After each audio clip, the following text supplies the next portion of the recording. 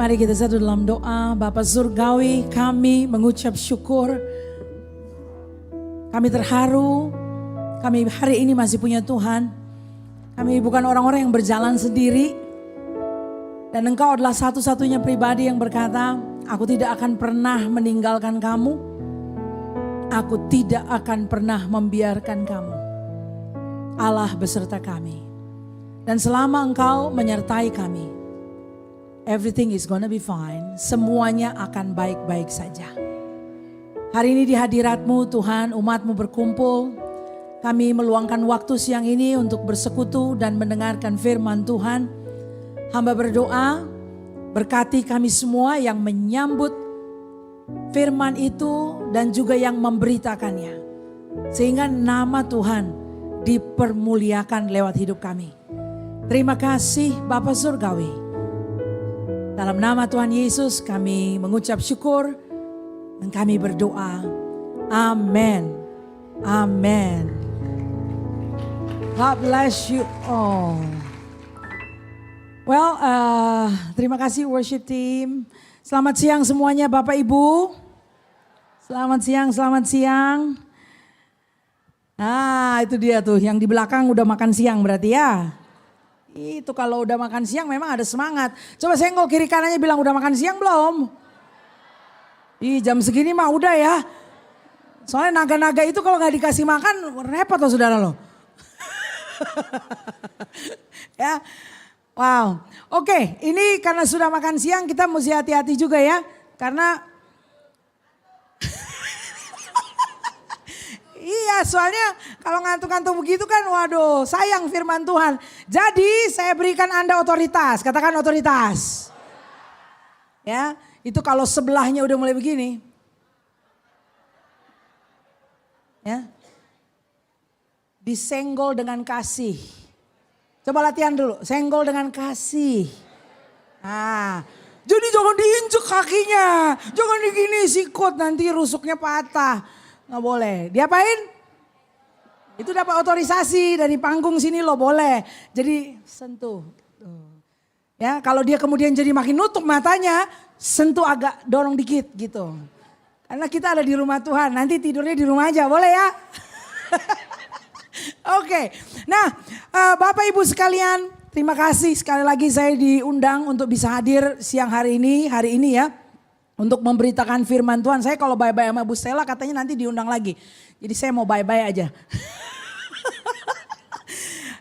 Bapak Ibu sekalian, di tahun 2024 saya mau tanya berapa banyak kita yang ingin melihat tahun ini menjadi tahun yang berbeda.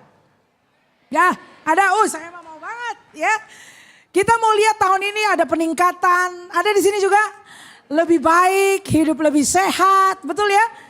Nah ini kalau kita mau bilang mau sukses, kita mau beruntung, bisnis bisa lancar, ada yang mau begitu? Oke. Nah Bapak Ibu saya nggak tahu bagaimana dengan Anda, tapi saya mengajak kawan-kawan di gereja untuk bisa menyikapi tahun 2024 sehingga ada keberhasilan bisa terjadi di dalam kehidupan kita dengan nomor satu mengutamakan firman Tuhan yang hidup. Ya, karena ternyata di dalam firman Tuhan kita dijanjikan untuk bisa berhasil dan beruntung. Wah itu mah kita mau banget ya. Itu bahkan kalau saya baca dari terjemahan bahasa Inggris dikatakan you will have good success. Katakan good success. Wah itu jadinya berhasil bukan cuma sekadar berhasil. Berhasilnya berhasil yang luar biasa gitu. Good success. Jadi bukan not just success but good success. Nah ini kan berarti tingkat keberhasilan yang lain daripada yang lain. Dan itu memang Tuhan janjikan di dalam firman-Nya bagi kita semua. Lah kalau Tuhan janji kita mau janjinya jadi milik kita. Ya, Alkitab berkata Tuhan itu bukan manusia sehingga dia berdusta. Pernah baca itu ayat? Wah kalau baca Alkitab teliti ketemu. PR lah, carilah saudara lah. Anda bilang nih hamba Tuhan nih pare, nggak mau kasih tahu, kasih ke contekannya ayatnya gitu. Enggak, carilah. Ya. Bahasa Inggrisnya bilang gini, for God is not a man that he would lie. Sebab Allah kita bukan manusia sehingga dia berdusta atau berbohong. Atau kalau di Jakbar bilangnya ngibul. No, Tuhan kita bukan Tuhan yang suka ngibul. Tetangga bisa ngibul. Tuhan mah kagak ngibul. Ini saya kalau kebaktian jam 2 mesti begini kali ya gaya bahasanya ya. Baru nyos gitu kan. Ntar yang sore agak beda lah. Datang lagi ya sore. Ya, Tuhan kita gak suka ngibul. Jadi kalau dia janji, itu jadi kenyataan. Tapi sekarang siapa yang mau pegang janji Tuhan? Tuhannya gak suka ngibul. Kalau dia gak suka ngibul dong, yang dikasih janji mesti pegang janjinya. Seringkali yang terjadi siapa yang lepasin janji Tuhan? Oh ada di sini, saya pikir cuma di Jakarta Utara loh. Itu yang banyak angin itu.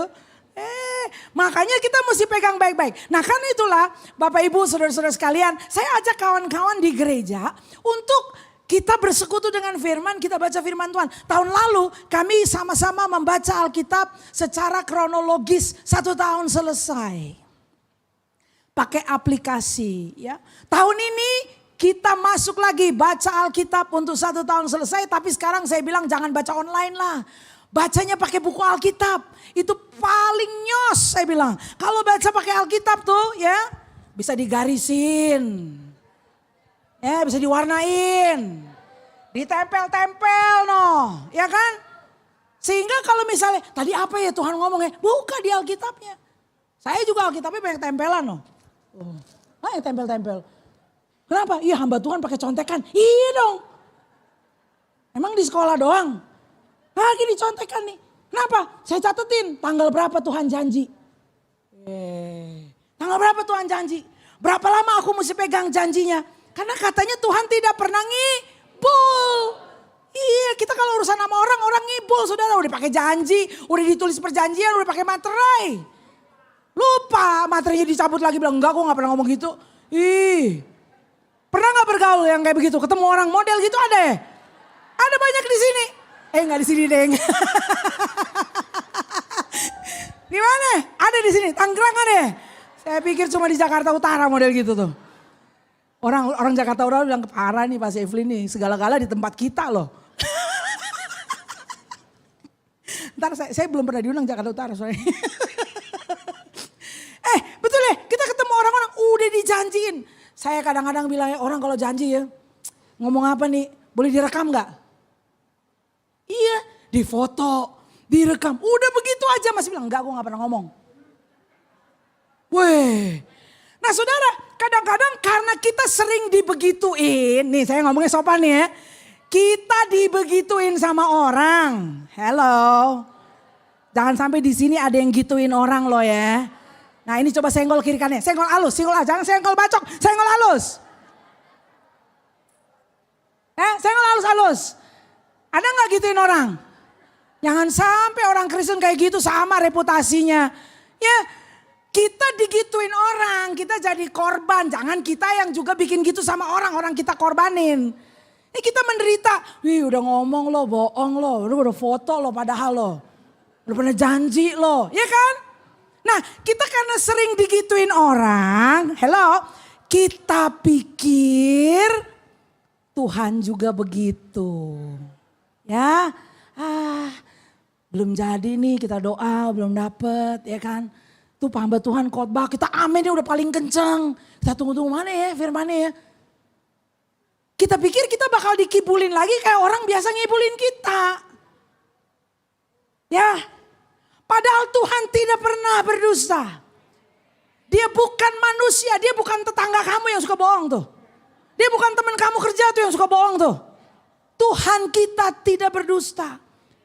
Nah jadi yang sering kali terjadi dalam dinamika adalah waktu Tuhan berjanji, Tuhan bilang pegang ya janjinya ya, pegang ya. Ingatkan aku ya, diingatkan aku bukannya karena dia lupa, bukan. Waktu dia bilang ingatkan aku, kita perlu ingetin diri kita. Gitu ya. Pegang itu karena Tuhan tidak pernah ingkar janji. Pasti jadi kenyataan.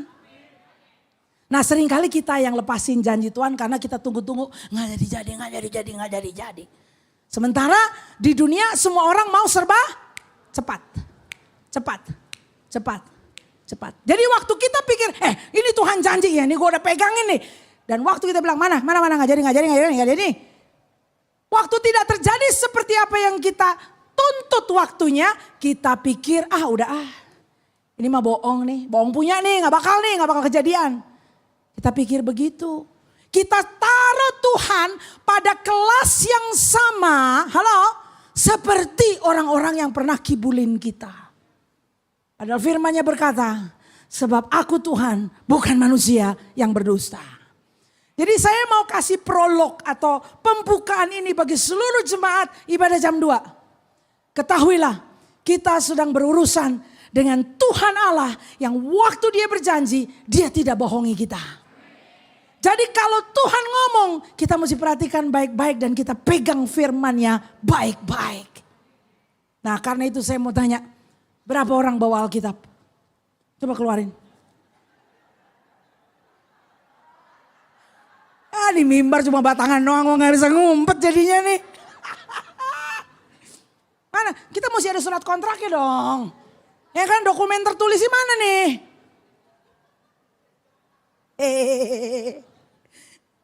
I still love you.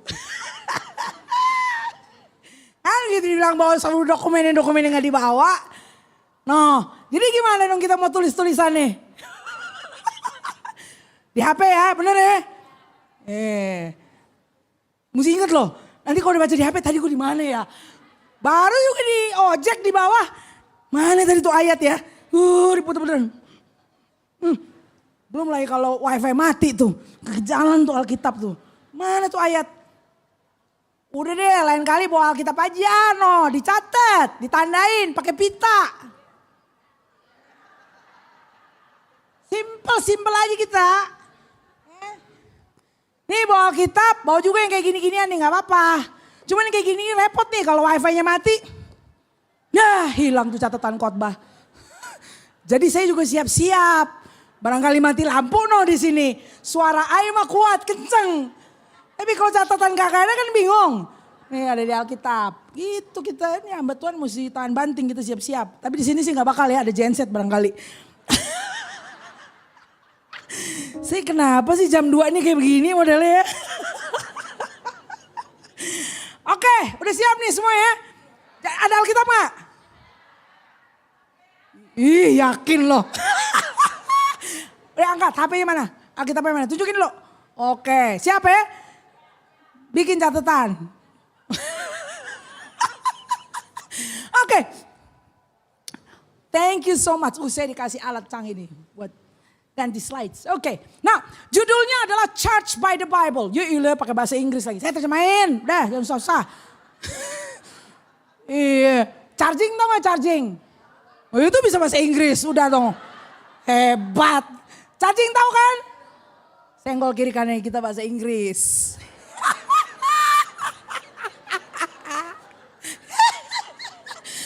Udah gue jajal bahasa Ibrani juga nih. Charging tahu kan? Nah sekarang ini sama. Charging juga. Tapi di charging oleh Alkitab. Ya, kalau charging tahu sekarang handphone kita kalau nggak ditaruh dicolok tuh habis baterainya nggak bisa dipakai. Padahal canggih. Buat apa punya handphone canggih nggak ada listriknya nggak ada baterainya nyala, ya kan? Nggak bisa dipakai. Nah sama hidup kita di charging sama Alkitab. Nah itu temanya ya. Nah jadi kita mau belajar, kita mau lihat ya. Saya mau hadirkan data dulu, nggak apa-apa ya pakai data ya. Biar kita nginjak bumi nggak ngapung. Orang Kristen tuh kalau ngapung-ngapung, aduh nggak jelas dah beneran.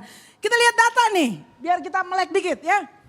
1 dari 4 orang Kristen Indonesia terkadang bahkan sering baca Alkitab hanya karena terpaksa.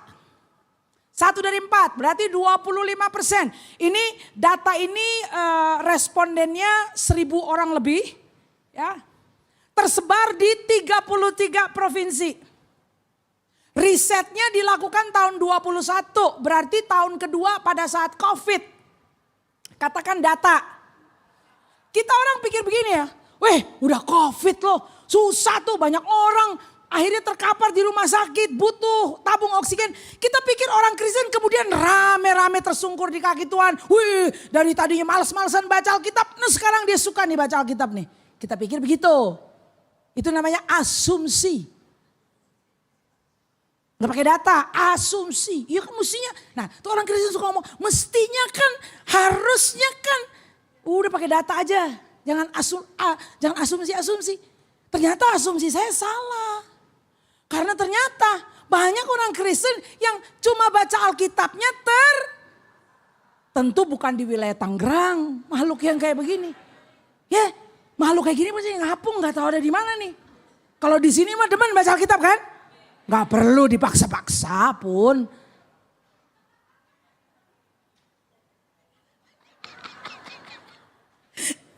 Jangan ngapung. Yang kedua kita lihat ya. Tanya diri aja sendiri ya. Kalau suami istri udah baik-baik. Jangan kemudian jadi konflik ya. Bilang kamu tuh gak baca Alkitab tuh. Aku maksa-maksa kamu tuh. Lihat nih yang kedua.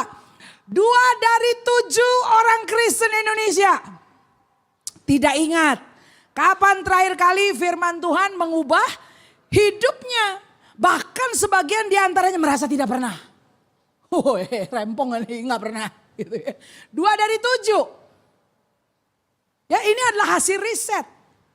Ada respondennya 33 provinsi di seluruh Indonesia. Orang Kristennya ditanya dengan angket ini datanya.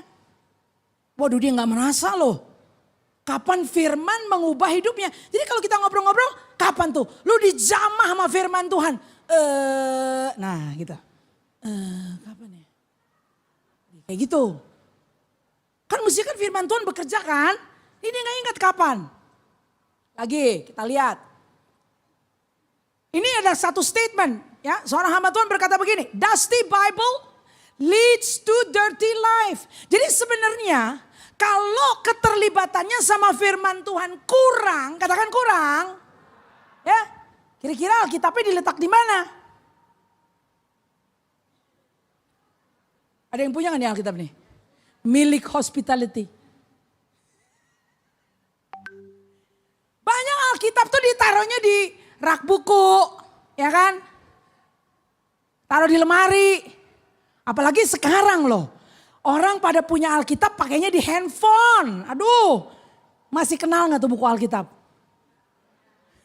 Saya mau tanya, berapa di sini yang punya buku Alkitab di rumahnya? Angkat tangan. Weh semua, ganti pertanyaan. Yang tidak punya, deh gitu. Ada gak? Ya di buku Alkitab saya jidei juga gak ada gitu loh. Gak ada tuh satu juga, ayo angkat tangan ada gak? Oh semua punya. Pertanyaan kedua boleh ya? Pertanyaan kedua, yang punya lebih dari 1. Hebat nih. Lebih dari 1 ya? Ya udah nanti jangan lanjut nih pertanyaannya. Karena pertanyaan berikutnya adalah dibaca atau enggak. Gitu. Ini udah punya 1, punya lebih dari 1, udah angkat tangan. Dibaca enggak? Dibuka. Aduh jujur, ada yang begini. Kita mesti taruh kamera loh di depan sini loh. Kirim ke Bapak Gembala nih, aduh nakal nih ya. Dibaca apa enggak? Soalnya gini dikatakan dusty Bible leads to dirty life. Itu Alkitab kalau dibiarin berdebu.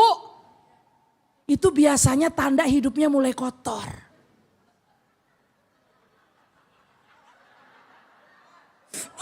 Yang tadi geleng-geleng. Iya.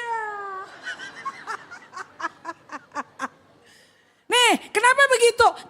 Kenapa dia jadi berdebu? Ya karena kan gak dibaca makanya dia jadi berdebu toh. Nih lihat ayatnya, ayo sama-sama kita baca ya. Mazmur 119 ayat 11. Baca bareng-bareng ya. 3, 2, 1. Dalam hatiku aku menyimpan janjimu supaya aku jangan berdosa terhadap engkau. Jadi tadi dikatakan kalau Alkitab berdebu Karena gak dipegang-pegang, gak dibaca tuh ya. Itu indikasi hidup yang kotor. Nah ayat firman Tuhan berkata, dalam hatiku aku simpan janjimu. Jadi janji Tuhan tuh nyimpennya di mana? Sekali lagi, janji Tuhan nyimpennya di mana? Bukan di lemari. Dan juga bukan di kantong. Maksudnya apa di kantong? Lah itu kan katanya Alkitabnya di handphone. Iya. Ya mestinya hamba Tuhan bilang gini, mari kita buka Alkitab. Sekarang udah gak bisa ngomong mari kita buka Alkitab. Kalau buka tuh begini nih pakai buku.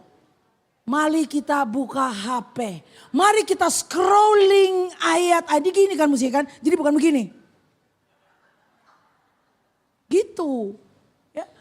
Nah ayat ini berkata, aku simpan janjimu dalam hatiku supaya aku tidak berdosa kepadamu. Jadi Alkitab terserah, ya nggak apa-apa lah. Mau bentuknya buku, mau bentuknya sekarang sudah digital, boleh. Mau punya satu, mau punya dua, mau versi bahasa Indonesia, mau versi bahasa Inggris, silahkan. Saya dorong, beli. Bahkan kalau Alkitab udah keriting-keritingnya jangan dibonding. Kemarin ini anak muda nih, saya punya tim ada beberapa orang nih. Mereka bilang maksudnya keriting apa sih pastor, nggak nangkep gitu loh. Oh dia belum pernah ketemu Alkitab keriting ya. Orang tuh kadang-kadang ketemu saya tuh Kristen veteran bangga banget. Alkitab saya pastor gitu. Udah keriting lusuh copot-copot lagi. Saya bilang kalau udah kayak begitu malu ganti beli yang baru. Ya terus gimana nih banyak janji Tuhan dia simpen. Bukan juga dibuang disimpan kamu beli yang baru. Ya silakan. Namun saudara mau Alkitabnya punya satu atau mau lebih dari satu. Yang akan membuat kita tidak berdosa kepada Tuhan adalah bila janji Tuhan, bila firman Tuhan kita simpan di dalam. Halo, udah ngerti nih ya? Mesti simpan di hati, bukan di kantong, bukan di lemari. Gimana caranya nyimpen? Minda ini gimana nih? Iya kan, tuh tante-tante tuh. Gimana Minda ini? Ada caranya. Nih, kita lihat. Ayo. Mazmur 45 ayat 2. Kalau ayatnya kekecilan tuh kutipannya, makanya mesti dibuka tuh handphone sama tuh buku Alkitab ya. Kan kecil kan, makanya tuh lihat tuh. Ayo sama-sama kita baca. 3, 2, 1. Hatiku meluap dengan kata-kata indah. Aku hendak menyampaikan sajakku kepada raja. Lidahku ialah pena seorang juru tulis yang mahir. Apa yang dikatakan oleh ayat ini? Tadi dibilang saudara, bahwa kalau firman itu kita simpan dalam hati kita, itu yang akan menjaga kita tidak berdosa di hadapan Tuhan. Oke, lalu bagaimana cara memindahkan firman yang ada di textbook Alkitab, yang ada di dalam handphone kita, bagaimana mindahin di dalam hati? Ayat ini berkata, lidah kita pena seorang juru tulis yang mahir. Jadi rupanya cara memindahkan firman ini ke dalam hati kita adalah waktu kita memperkatakan, membaca dengan bersuara. Waktu Anda memperkatakan, waktu Anda membacanya dengan bersuara, Anda sedang memindahkan perkataan firman Tuhan ke dalam hati. Ya ada sih orang baca Alkitab kan diem-diem gitu.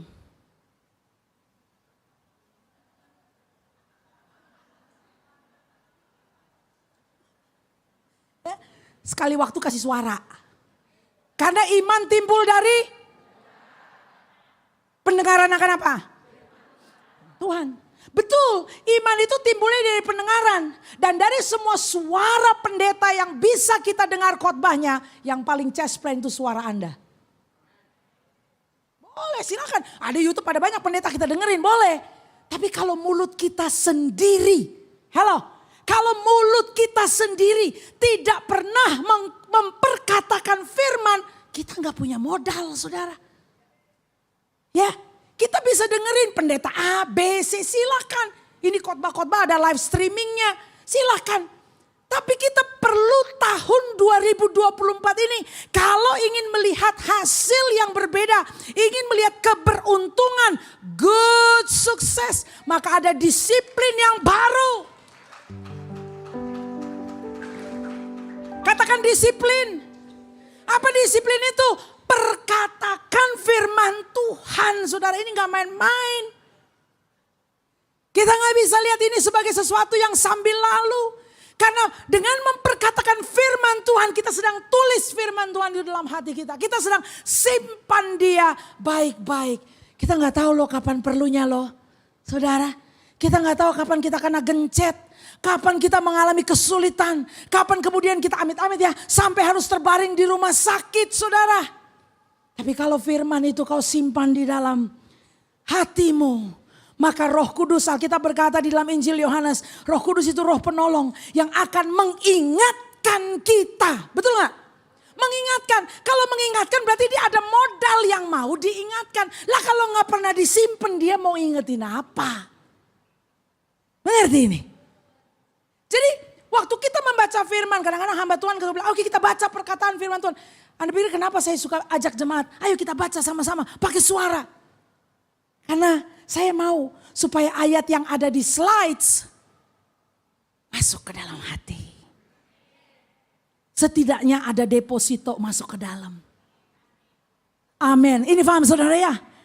Masih ikuti ini. Jadi lidah kita adalah pena juru tulis yang mahir. Nah sekarang ada dinamika berikutnya. Jadi tadi menulis ke dalam hati.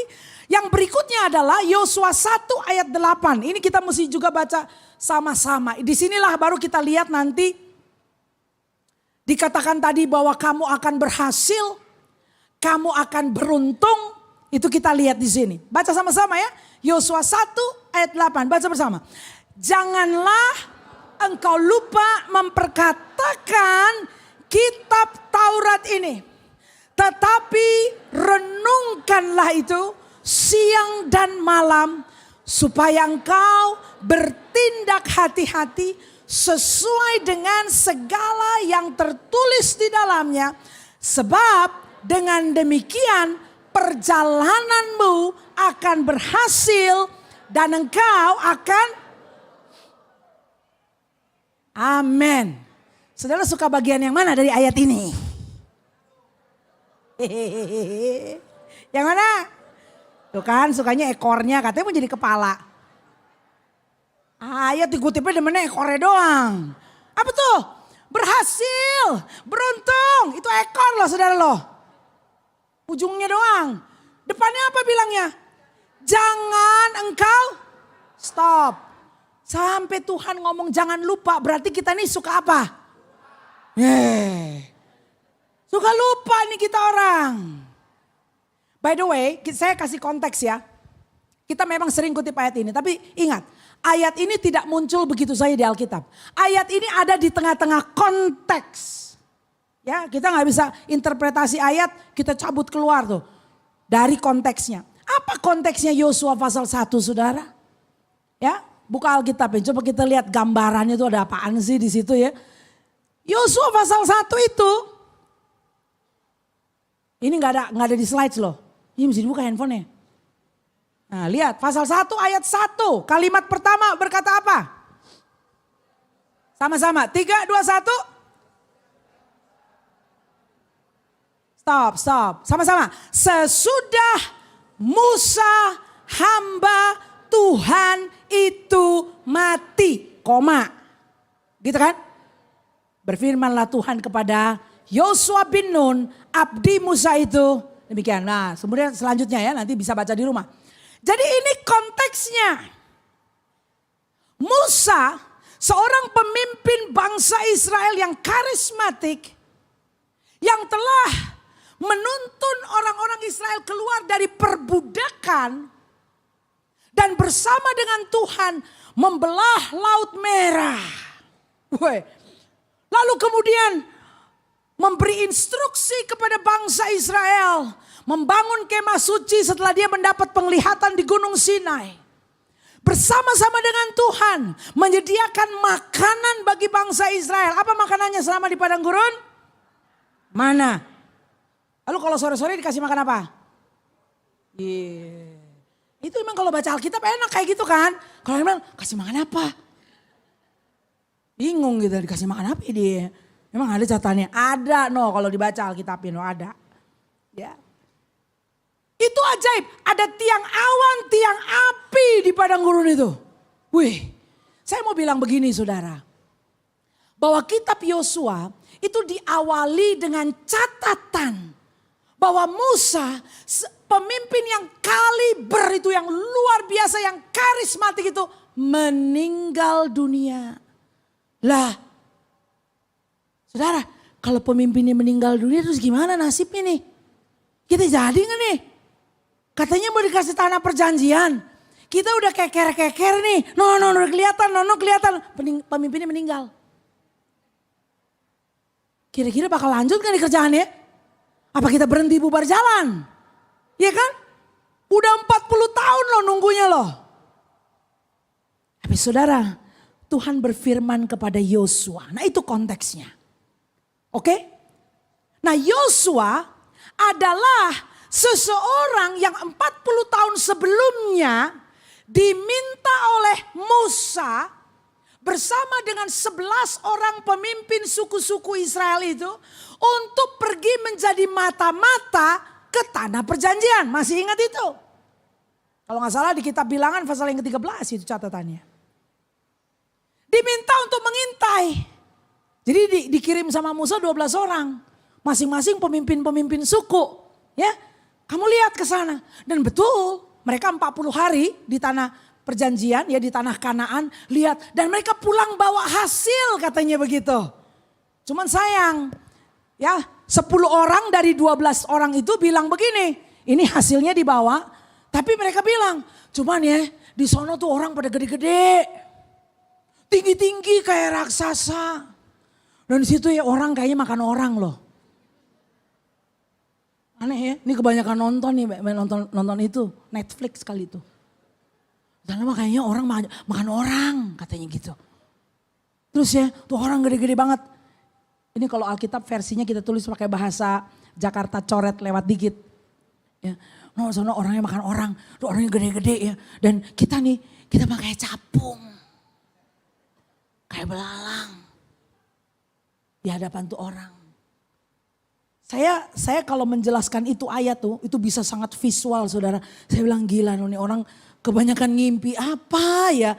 Karena waktu mereka pergi di Kanaan, mereka pergi sebagai mata-mata, betul gak? Menyamar, gak ketangkep gitu loh. Orang juga gak tahu lu siapa gitu kan. Jadi siapa yang ngata-ngatain dia? Gak ada di misalnya jalan di pasar bilang, belalang lo. Gitu kan, atau dibully gitu. Belalang lu dasar. Gak ada yang ngomong gitu. Jadi gak ada yang kata-katain juga gitu loh. Kayak zaman sekarang orang dibully, gak ada yang ngata-ngatain dia juga. Gak ada yang nangkep dia dikarungin gitu, gua makan lo ya. Gak ada. Lalu kok bisa ya pulang-pulang gitu bilang, orangnya gede-gede loh. Kita mah amsyong, makan kita habis nih kita nih. 10 ngomong kayak gitu. Cuma siapa yang ngomongnya lain? Yosua dan, wah ini kita khotbah kayak Bible quiz ya. Mau ngecek aja nih jemaat pada baca Alkitab gak? Yosua sama Kaleb doang yang gak begitu. Lalu Yosua sama Kaleb bilang tidak, kita sanggup menduduki tanah perjanjian itu. Tuhan bersama dengan kita sanggup membuat kita menang. Wih, ini 2 orang mau dilemparin batu saudara. Lalu Tuhan hadir. Tuhan menghukum 10 orang yang lain itu. Nah ini saya singkat aja ya, singkat mengulas kepada Anda. Bahwa itulah latar belakang sejarah. Nah dari hari itu kita lompat 40 tahun. Lama ya, 4 dekade, 40 tahun. Sekarang si Yosua yang sama, Tuhan katakan akan melanjutkan kepemimpinan Musa. Musanya baru meninggal dunia. Ya kan? Kalau masih ada pemimpin senior mah, everything is gonna be fine. Masih ada Babe. Masih ada Babe Musa. Musanya meninggal. Emang orang-orang hebat juga bisa meninggal juga saudara. Yang dipikir bakal hidup selama-lamanya. Ya kan? Meninggal dia. Kalau teman saya di barat bilang ninggal. Udah ninggal. Bukan meninggal, ada gak di situ ya bahasanya? Dia udah ninggal katanya gitu. Saya agak barat-barat juga ya, ninggal. Dia meninggal. Nah terus gimana nih kerjaan, betul gak? Memang Yosua udah pernah datang ke tanah perjanjian, tapi kan dia mengintai. Nah sekarang ekornya dia banyak orang nih. Dia harus memimpin. Apa modalnya? Ini ngeri-ngeri serem juga. Karena yang dia pimpin itu udah disensus sama Tuhan. Umurnya 20 tahun ke bawah. Karena yang tua-tua udah pada meninggal semua. Tuhan bilang lu orang gak percaya semua. Kamu yang keluar dari Mesir, kamu mati di padang gurun.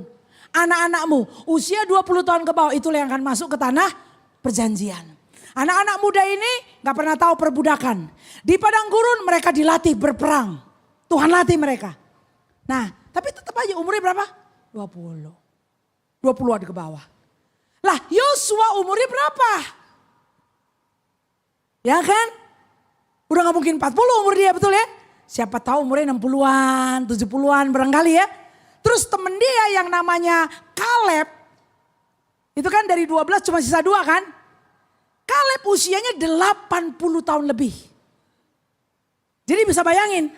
Ada 2 orang pemimpin, yang satu umurnya 80-an. Yang satu mungkin ya 60-an atau 70-an gitu kan ya. Udah senior. Lalu di belakang nih segerombolan banyak orang. Umurnya berapa? 20-an ke bawah. Wah modalnya gimana mau masuk ke tanah perjanjian nih anak muda-muda kayak begini pik-pik gitu kan. Tapi jangan salah. Tuhan bilang sama Yosua. Jangan kau lupa perkatakan kitab Taurat itu. Renungkan siang dan malam. Supaya kamu bertindak hati-hati. Seperti yang tertulis di dalamnya. Dan kamu akan membuat perjalananmu berhasil dan kamu akan beruntung.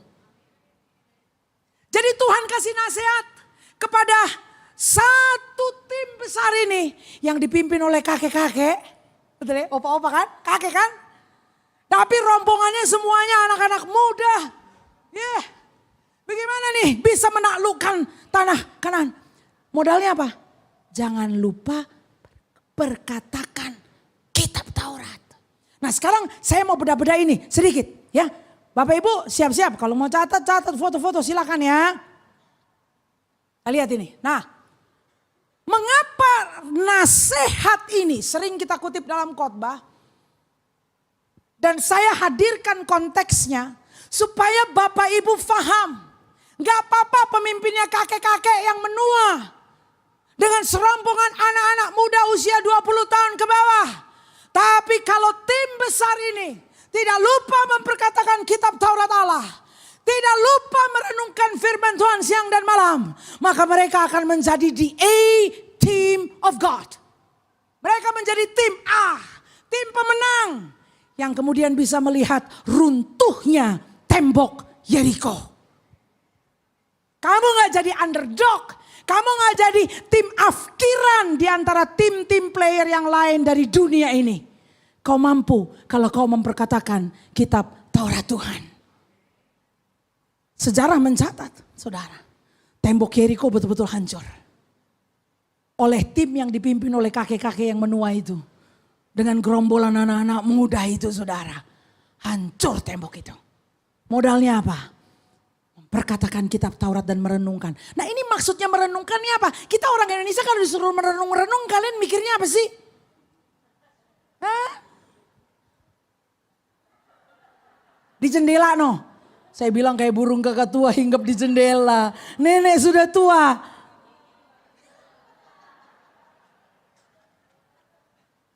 Itu golongan TOP by the way. Tahu TOP? Wih siapa? TOP tua, ompong. Temennya burung kakak tua loh. Kita pikir merenungkan begini. Kayak si Puno merindukan bulan gitu loh. Itu melamun loh siang-siang hari bolong. Yang kayak gitu bahaya loh. Merenungkan ini kita mesti lihat di bahasa asli saudara ya. Bahasa aslinya itu dari Ibrani itu adalah Haga. Katakan Haga. Tuh kan bisa bahasa Inggris, bisa bahasa Ibrani lu sekarang.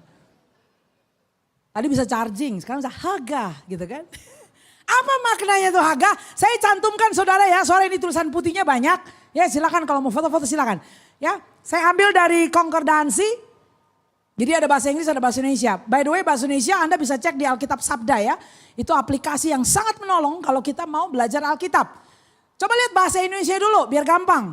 Apa sih makna Hagah yang diterjemahkan di Alkitab bahasa Indonesia sebagai merenungkan? Apa? Hagah itu banyak maknanya saudara. Menyebut-nyebut. Coba ya. Jadi merenungkan itu bahasa aslinya Hagah. Namun kata Hagah itu terjemahannya bukan hanya merenungkan. Kata Hagah tuh kaya dengan makna. Termasuk makna dari kata Hagah adalah menyebut-nyebut. Nah coba ini kalau nggak dijelasin kita pikir merenungkan firman Tuhan siang dan malam. Kita pikir kayak gini. Itu tadi yang di jendela yang kayak burung kakak tua itu loh. Ternyata merenungkan juga. Nah pakai mulut kan berarti kan? Menyebut-nyebut. Lalu apa lagi? Merenungkan betul. Memikirkan, ya ada redup di situ, mengaduh, memberi suara, melahirkan, komat kamit, dulu itu, mengucapkan mereka-reka, itu kan macam-macam, merancangkan, menimbang-nimbang gitu. Di terjemahan bahasa Inggris, saudara, ada satu kata yang menarik, yang juga adalah makna dari kata Hagah, yaitu apa? Lihat di sini. To study. Tahu study? Mempelajari. Itu semua adalah kekayaan makna kata Hagah yang diterjemahkan ke bahasa Indonesia merenung. Sekarang Anda dapat gambarannya enggak? Jadi tindakan merenungkan firman Tuhan ini penting buat kita masukkan di dalam perjalanan kita di tahun 2024 bila kita mau berhasil dan beruntung. Karena kalau kita tidak dapat pemahaman yang jelas, kita pikir oh merenungkan firman itu kita kemudian diam gitu dan tidak. Mulutnya juga mesti nyebut-nyebut. Hello. Ngoceh-ngoceh. Tapi yang diocehin apa? Firman. Bahasa Inggris ada bilang to roar. Roar itu kan seperti auman singa, betul ya? Wah, berarti firman Tuhan kita bisa bisik-bisik, tapi ada saatnya firman Tuhan menjadi deklarasi yang keras. Berani gak saudara memperkatakan firman Tuhan dengan lantang di rumah, keras-keras Anda perkatakan. Allahku akan mencukupi segala kebutuhanku sesuai dengan kekayaan kemuliaan dalam Kristus Yesus. Aku sanggup menanggung segala perkara. Lantang-lantang. Waktu tubuh lagi gak enak. Waktu lagi lemas. Waktu bangun tidur rasanya ngulet-nguletnya susah. Karena itu juga termasuk merenungkan. Jadi merenungkan itu bukan suatu sikap yang pasif. Kita duduk lalu kakinya dilipat-lipat begini lalu nunggu kopi datang. Yang kayak begitu loh saudara. Mau berhasil kok mau beruntung. Ya kan? Jadi ini termasuk bahkan mempelajari firman Tuhan. Bapak Ibu nangkep di sini ya. Nah kita ngintip sekarang. Lihat lagi di Mazmur pasal yang pertama. Mazmur pasal yang pertama. Ayat 1 sampai 3. Ups. Kenapa dia tidak pindah ini?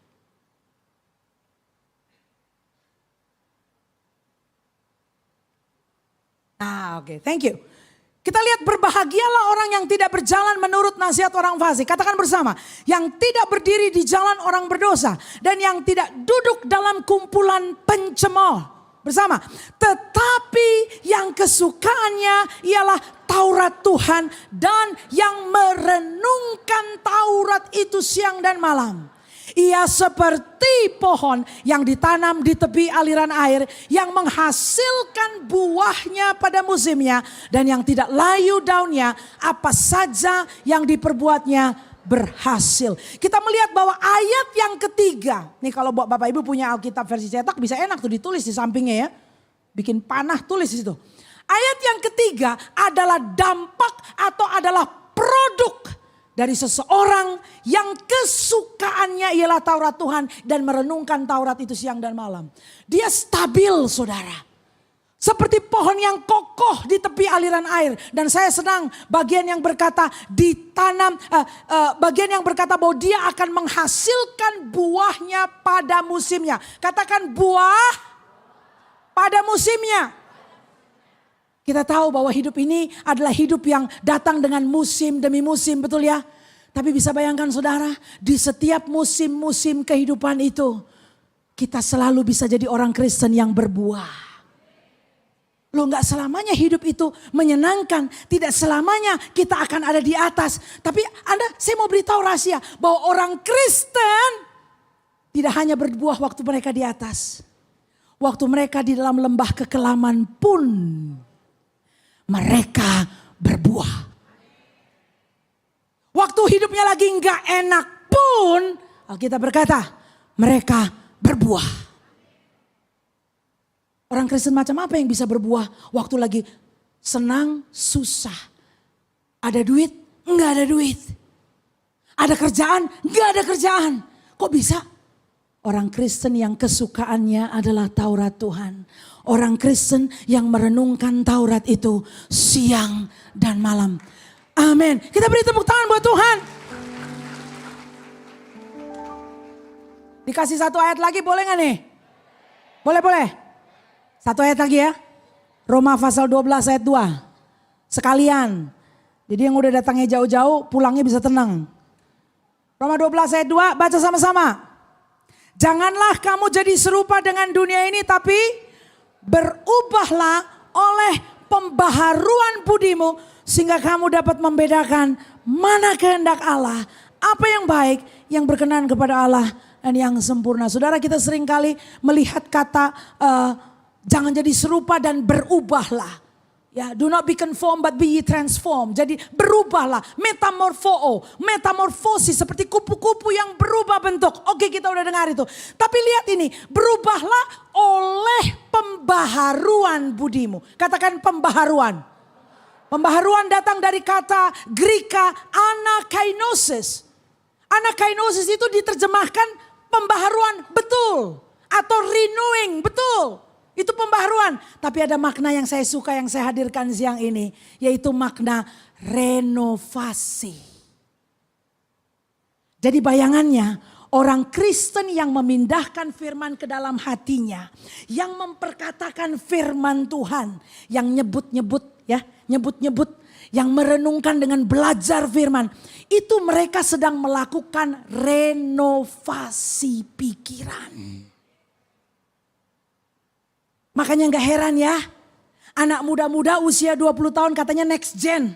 Ini next gen ini, pelayanan dari gereja anak, remaja, dewasa muda, anak-anak next gen. Biar dipimpin sama orang yang usianya sudah senior. Mereka sanggup menjadi tim A, the A team. Yang sanggup menaklukkan tanah perjanjian. Kenapa? Karena pikirannya direnovasi, saudara. Pernah lihat bedah rumah?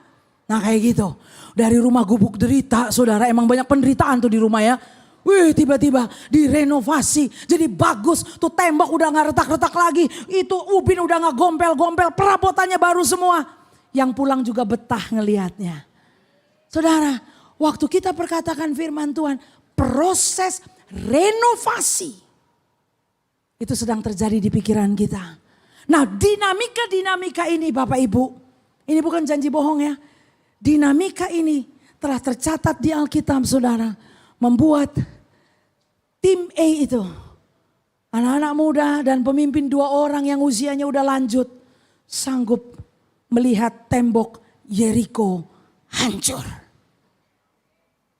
Tidak ada yang mustahil. Jadi kalau kita berkata tahun 2024 menjadi tahun yang berbeda. Tahun di mana kita akan arise and shine. Kita akan bersinar. Kita akan melihat peningkatan. Itu betul-betul bukan karena kita juga ngomong-ngomong aja. Bakal meningkat. Bukan dong. Kita gak bisa meningkat kalau pikirannya masih kayak gubuk derita. Iya kan? Gubuk derita mah mikirnya penderitaan terus. Tapi kalau kita renovasi pikiran Karena Alkitab bilang gini ya, bahasa Inggrisnya bilang gini. As a man think, for as a man thinketh, so is he. Karena sebagaimana seseorang berpikir, seperti itulah dia. Kitab Amsal bilang begitu. Artinya kalau pikiranmu gubuk derita, memang hidupmu akan menderita. Tapi kalau pikiranmu direnovasi oleh firman Tuhan, maka kau akan berhasil. Haleluya. Kau akan beruntung. Kita mau berhasil, mau beruntung, amin saudara. Karena itu ini saya bagikan hati saya buat kita semua di ibadah jam kedua ini, di jam 2 ini, jam 2 siang ini. Karena saya rindu Bapak Ibu sekalian tidak lagi di gubuk derita. Ini saya gak ngomong rumahnya loh, bukan rumah Anda, bukan. Gubuk derita pikiran. Tapi kita bersama Tuhan melakukan proses renovasi. Sehingga betul kita berpikir seperti Tuhan berpikir. Kita melihat kehidupan seperti Tuhan melihat kehidupan. Dari situ kemudian progres bisa terjadi. Amin. Kita bangkit berdiri, kita mau doa sama Tuhan. Berapa yang di antara Anda berkata, ya Ibu Evelyn saya mau nih renovasi nih, saya mau bedah nih, bukan bedah rumah ya. Kita mau bedah pikiran. Siapa yang mau begitu? Ya, Anda siap? Modalnya apa sih saudara? Ingat ya, tadi waktu kalian angkat tangan saya tanya siapa yang punya Alkitab? Pada angkat tangan kan? Yang lebih dari 1, angkat tangan juga. Malaikat Tuhan udah pada foto. Iya tadi udah yang fotoin. Jadi dokumennya udah kecatat di sana. Jadi kalau pulang ke rumah, lihat lagi tuh Alkitab. Ya, kita bisa jadi terlalu nyaman, pakai handphone, baca ya sikit-sikit gitu ya. Baca sini sikit, baca sini. Udah baca Alkitab belum? Udah. Bacanya di mana? Instagram. Baca Alkitab di Instagram. Iya kan ada kutipannya. Enggak. Baca Alkitab di Alkitab. Jadi yang dibuka adalah Bible apps. Apps Alkitab. Sabda atau apapun. Atau langsung aja buka bukunya. Benar gak? Bergaul lagi dengan Alkitab saudara. Ini modalnya. Saya ikut Tuhan 30 tahunan. Sampai hari ini masih jadi murid firman. Jadi kalau tadi saya kasih ngintip saudara, ya, tuh contekan-contekannya hamba Tuhan, no. Ini udah Alkitab yang kesekian saudara. Sampai hari ini Evelyn masih murid firman. Rendah hati saya mencatat apa yang Tuhan wahyukan. Belum kelar juga belajarnya. Jadi gak ada basinya ya kita belajar firman. Karena saya rindu setiap tahun ada buah dari hidup saya. Karena Tuhan janjikan orang yang kesukaannya Taurat Tuhan itu selalu berbuah pada musimnya. Biar di tahun kelam, biar di tahun yang hitam. Kalau Anda dekat dengan firman, ada buahnya. Saudara yang ingin komitmen kembali, membaca Alkitab, gak cuman sedikit-sedikit scrolling aja sosial media. Anda mau buat komitmen itu siang ini di hadapan Tuhan. Anda angkat tangan. Yang mau bikin komitmen loh ya, ntar di foto 2 kali loh. Weh, ayo. Anda yang di hati bilang, iya ya saya nih kayaknya. Tadi sementara dengar firman tuh kayak deg. Nah ini aku nih. Kalau itu Anda angkat tangan biar Tuhan lihat. Nanti pulang ambil lagi tuh Alkitab. Tiap hari baca, nyebut, perkatakan. Dan Anda sedang bedah pikiran, Anda sedang renovasi pikiranmu. Kau akan berhasil dan beruntung. Amin. Siapa yang mau angkat tangan? Bapak Surgawi, saudara-saudaraku yang mengangkat tangan pada hari ini dengan kerendahan hati, berdiri di hadapan hadirat Tuhan yang kudus. Memberikan komitmen kami untuk hari ini kembali back to the Bible. Sehingga kami bisa di-charging. Isi baterai full. Pikiran kami direnovasi. Sehingga betul tahun ini kami lihat keberhasilan dan keberuntungan. Kami akan memperkatakan janji-janji Tuhan. Karena kami berurusan dengan Tuhan yang gak pernah bohong. Tuhan gak pernah ingkar janji. Tuhan kami Bapa yang setia. Kami juga mau setia pegang janji Tuhan, bahkan memperkatakannya. dan memanggil janji-janji itu menjadi kenyataan. Allah Roh Kudus, Engkau bekerja, menolong, memampukan, memberikan kasih karunia. Sehingga apa yang kami janjikan di hadapan altar Tuhan pada hari ini adalah sesuatu yang kami akan tekuni dengan disiplin kami lakukan. Pada saat kami buka Alkitab, membaca dan memperkatakannya, jumpai kami di sana Tuhan, jumpai kami di sana. Terima kasih Bapak, aku taruh jemaat ini dalam tangan-Mu. Berkat Tuhan turun atas setiap kami. Di dalam nama Tuhan Yesus, hamba ucap syukur dan berdoa. Amin. Tuhan berkati kita semua.